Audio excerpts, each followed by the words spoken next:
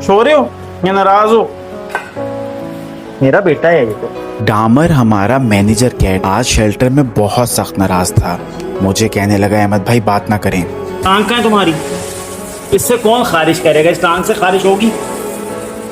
कहने लगा, अहमद भाई मैं इतनी सफाई कराता हूँ पर आपके डॉक्टर इतना गंद मचाते हैं।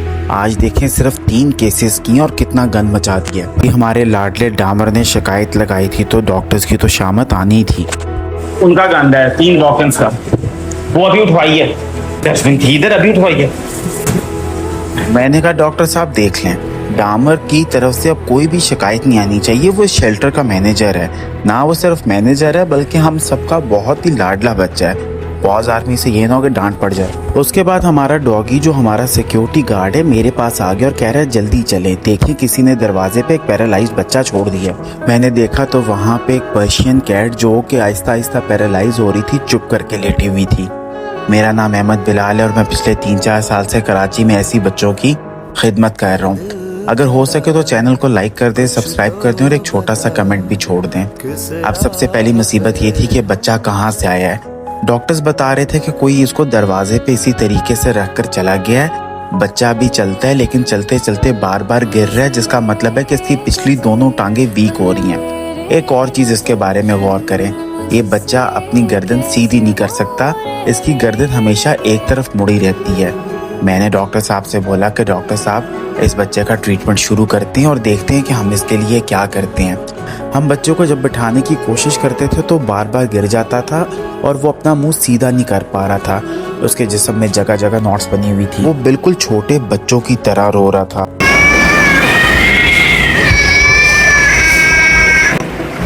पॉटी लगी हुई है। हाँ, कभी ये भी किसी घर का ज़रूर लाडला होता होगा जब इनको कोई बीमारी हो जाती है या जब ज़िंदगी में इनको कभी सबसे ज़्यादा हमारी ज़रूरत होती है तो शेल्टर्स में बहुत नॉर्मल चीज़ होती है कि लोग इनको शेल्टर में आके फेंक जाते हैं। छोटा सा मासूम बच्चा जो अपनी गर्दन भी सीधी नहीं कर सकता चुप करके मेरी तरफ देख रहा था और पूछ रहा था कि अहमद भाई क्या मैं अब कभी नहीं चल सकूंगा। डामर मैनेजर कैट के कहने पे बाहर सफाई शुरू हो चुकी थी। पोछा लगाया जा रहा था और उसमें डिसइंफेक्टेंट भी डाला गया था। मैंने जाके फिर सबको रिक्वेस्ट की। मैंने कहा देखें डामर ने काशिफ भाई आज आपकी बहुत शिकायत की है, ये गलत बात है। और चांद भाई को भी समझाया कि भाई एक दफ़ा ठीक तरीके से सफाई कर दें वरना डामर से बहुत डांट पड़ती है। डॉक्टर साहब ने बताया है कि इसका CBC, LFT और RFT होगा, तभी हम देख सकेंगे कि बच्चे के साथ मसला क्या है।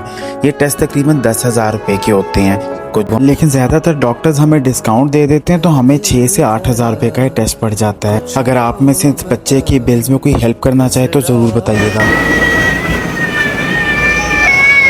किसी घर का ज़रूर लाडला होता होगा जब इनको कोई बीमारी हो जाती है या जब ज़िंदगी में इनको कभी सबसे ज़्यादा हमारी ज़रूरत होती है तो शेल्टर्स में बहुत नॉर्मल चीज़ होती है कि लोग इनको शेल्टर में आके फेंक जाते हैं। छोटा सा मासूम बच्चा जो अपनी गर्दन भी सीधी नहीं कर सकता चुप करके मेरी तरफ देख रहा था और पूछ रहा था कि अहमद भाई क्या मैं अब कभी नहीं चल सकूंगा।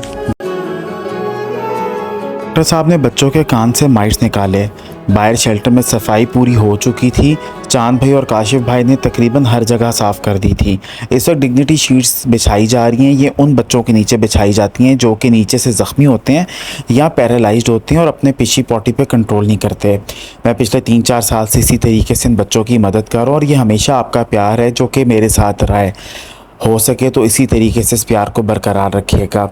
आएँ और दुआ करें कि अल्लाह पाक हमारे जितने भी ऐसे मासूम बच्चे हैं जिनको हमारी ज़रूरत होती है हमें इस काबिल बना दें कि हम उनकी इसी तरीके से मदद करते रहें। मुझे और मेरे बच्चों को दुआओं में बहुत याद रखिएगा। आपके अहमद भाई और उनके छोटे छोटे मासूम और लाडले बच्चे। अपना ख्याल रखिए।